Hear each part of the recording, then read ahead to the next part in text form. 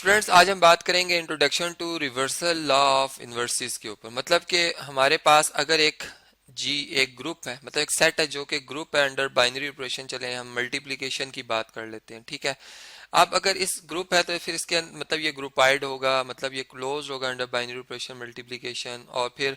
के ये जो है वो सेमी ग्रुप भी होगा, मतलब एसोसिएटिव प्रॉपर्टी भी होल्ड कर रही होगी। इसमें मोनाइड होगा, मतलब इसमें मल्टीप्लिकेटिव आइडेंटिटी जो कि वन है एग्जिस्ट करती होगी, ठीक है। और फिर इसी तरीके से इस जी ग्रुप के हर एलिमेंट का मल्टीप्लिकेटिव इन्वर्स भी मौजूद होगा, तभी ये ग्रुप है, ठीक है। अब हम ये बात करते हैं कि अगर हम इसके कोई से दो एलिमेंट्स अपनी मर्जी से सिलेक्ट कर लेते हैं, ए और बी, ठीक है, वो सेम हो या डिफरेंट हो इस जी ग्रुप के, तो फिर हमारे पास जो ए बी है, प्रोडक्ट जो ए बी है, इसका अगर हम इन्वर्स लेंगे तो वो रिवर्स में ओपन होगा। मतलब बी इनवर्स पहले लिखा जाएगा, ए इनवर्स बाद में लिखा जाएगा और फिर इनका प्रोडक्ट हो, मतलब ये ए बी का इनवर्स है, ठीक है। अब ये बात हमने प्रूव करनी है कि ये वाकई जो हमने कहा है यहाँ पर कि ये रिवर्स में इनवर्स जो है वो ओपन होता है, ये इसी को कहा जाता है रिवर्सल लॉ ऑफ इनवर्सेस। अब इसको हमने प्रूव करने जाना है, ठीक है। तो इसके प्रूफ के ऊपर हम बात कर लेते हैं। चलें देखें, अगर फर्ज करें हम ये जानते हैं कि जैसे एक नंबर टू है तो इसका जो मल्टीप्लिकेटिव इनवर्स होगा वो होता है, इस तरीके से लिखा जाता है, या इसको लिखा जाता है to multiply by one by two. मतलब वन बाय टू इसका मल्टीप्लिकेटिव इनवर्स है, जो कि अगर एक्सपोनेंशियल फॉर्म में लिखा जाए टू पावर माइनस वन लिखा जाएगा, और जिनको आपस में मल्टीप्लाई करने से वन आंसर आता है, ठीक है। तो इसका मतलब ये हुआ कि हमारे पास जो अब प्रोडक्ट की फॉर्म में अगर हम बात करें तो जो ए बी है, अगर मैं इसको ए बी इनवर्स से मल्टीप्लाई करता हूँ, ठीक है, तो मेरा आंसर जो है वो क्या आएगा, या ए बी इनवर्स को, ठीक है, ए बी से मल्टीप्लाई करता हूँ तो मेरा आंसर जो है वो आएगा आइडेंटिटी एलिमेंट, ठीक है। लेकिन अगर हमने इसको मतलब इस तरीके से देखना हो कि ए बी इनवर्स आखिर किसके इक्वल है, ठीक है, तो वो B inverse into A inverse के इक्वल। अब ये बात हमने प्रूव करनी, तो इसके लिए हम क्या करेंगे, ए बी को मल्टीप्लाई करेंगे। अगर इन दोनों में कोई फर्क नहीं है, यहाँ पे हम बराबर कह रहे हैं ना, इनमें कोई फर्क नहीं है, मतलब आप ये तो समझ आता है, लेकिन इसको हमने अब चेक करना, तो हम लिखेंगे बी इनवर्स ए इनवर्स, ठीक है, जिस तरतीब में ये लिखे हुए हैं। अब हमने इसको प्रूव करना है, तो इसके लिए एसोसिएटिव प्रॉपर्टी आप जानते हैं कि अगर to multiply by three multiply by five लिखा हो, ठीक है, तो हम इसमें ऐसे भी कर सकते हैं कि टू मल्टीप्लाई बाय और थ्री और फाइव का प्रोडक्ट ले लें, ठीक है, मतलब ये बन जाएगा सिक्स मल्टीप्लाई बाय फाइव 30, और यहाँ पे 15, टू मल्टीप्लाई बाय 15 30, मतलब लेफ्ट और राइट साइड आपस में बराबर है, ठीक है। तो यहाँ भी अब हम इसी तरीके से अब देख लेते हैं कि चलें अगर फर्ज करें हमारे पास जो है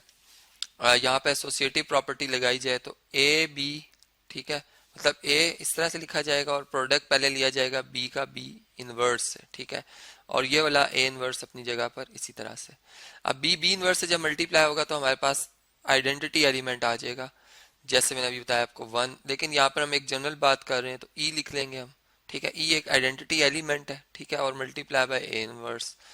और आइडेंटिटी एलिमेंट की ये पहचान होती है कि मतलब अगर मल्टीप्लिकेटिव आइडेंटिटी की बात की जाए तो वो ए से, जैसा वन है, वन मल्टीप्लाई हो ए से तो ए ही आंसर आएगा, या ए इनवर्स वन से मल्टीप्लाई हो तो ए इनवर्स ही आएगा, तो हमारा आंसर आ जाएगा ए इंटू ए इनवर्स। अब ए और ए इनवर्स एक दूसरे के मल्टीप्लिकेटिव इन्वर्सेस हैं जिनसे फिर आइडेंटिटी एलिमेंट ही आंसर आएगा। तो इस तरीके से हमने देखा कि हमारे पास जो ए बी है इसका जब प्रोडक्ट लिया गया है बी इनवर्स ए इनवर्स से, तो ये आंसर आया आइडेंटिटी एलिमेंट, ठीक है। अब हम इसको, क्योंकि आइडेंटिटी एलिमेंट के लिए या इन्वर्सिस के लिए हम यूं बात करते हैं कि अगर ए का प्रोडक्ट ए इनवर्स से लिया जाए या ए इनवर्स का ए से, दोनों सूरतों में आइडेंटिटी एलिमेंट आए, तब हम कहते हैं दूसरे के इन्वर्सिस हैं, ठीक है। अब हम दूसरी कंडीशन को देख लेते हैं कि अगर हम बी इनवर्स ए इनवर्स को जो है वो मल्टीप्लाई कर लेते हैं हम किससे जी, ए बी से, तो तब क्या आंसर आना था, ठीक है, तब क्या आंसर आना था। अब इस चीज को हमने देखना है, तो इसके लिए अब आप देखें कि यहाँ पर आएगा बी इनवर्स, ठीक है, और एसोसिएटिव प्रॉपर्टी ही मैंने अप्लाई की। अब ए इनवर्स ए के साथ प्रोडक्ट लिया जाएगा और बी अपनी जगह पर, ये दोनों एक दूसरे के इन्वर्सेस हैं, इससे आंसर आइडेंटिटी एलिमेंट आएगा, और आइडेंटिटी एलिमेंट किसी भी नंबर से मल्टीप्लाई वापस वही एलिमेंट आ जाता है, B inverse multiply by B, जो कि फिर आइडेंटिटी एलिमेंट ही के बराबर है। इसका मतलब कि दोनों जो इक्वेशंस हैं वो ट्रांजिटिव प्रॉपर्टी ऑफ इक्वालिटी की बेस पर बराबर है, मतलब ए भी बी के बराबर है और सी भी बी के बराबर है, इसका मतलब ए और सी भी बराबर है, ठीक है। तो यहाँ से फिर हम ये कह सकते हैं कि जो ए बी, ठीक है, इसका product B inverse A inverse से लिया जाए या फिर बी इनवर्स ए इनवर्स का प्रोडक्ट ए बी से लिया जाए, आपका आंसर दोनों सूरतों में आइडेंटिटी एलिमेंट आता है। तो इसका मतलब ये हुआ कि ए बी का जो इन्वर्स है, ए बी का जो मल्टीप्लिकेटिव इन्वर्स है वो बी इन्वर्स ए इन्वर्स है, ठीक है। और यही रिजल्ट हमने प्रूव करना था, और इसी को हम कहते हैं रिवर्सल लॉ ऑफ इन्वर्सेस, जो कि हमने यहाँ पर लॉजिकली जो है वो मतलब जो एक्सियम है जैसे एसोसिएटिव प्रॉपर्टी वगैरह, इसकी मदद से हमने इसको जो है वो प्रूव भी कर लिया है।